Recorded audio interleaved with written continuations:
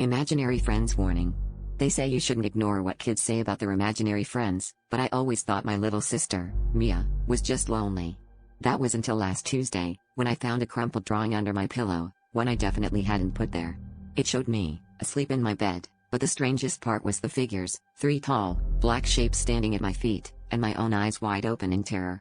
I laughed it off at first, but something about my drawn face unsettled me, like I knew the fear behind those eyes. The next night, another drawing appeared. This time, the figures were closer, almost touching the bed. Mia claimed her imaginary friend, Button, had drawn them for me, and that Button wanted me to see what he sees. I tried to shrug it off, but my nerves were shot. I started sleeping with the lights on, but it didn't help. Every morning, a new drawing waited under my pillow, each one more detailed, my expression more panicked. I confronted Mia, desperate for answers.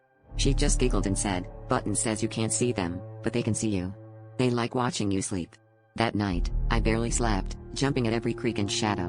When I finally drifted off, I woke up gasping, sure someone had whispered my name. In the faint glow of my nightlight, I saw a slip of paper on my chest, a fresh drawing, this time with my eyes open and the figures leaning in, mouths wide. I turned to Mia's room, panic rising, but her bed was empty. Behind me, I heard tiny footsteps and her voice, soft and strange, "Button says it's your turn."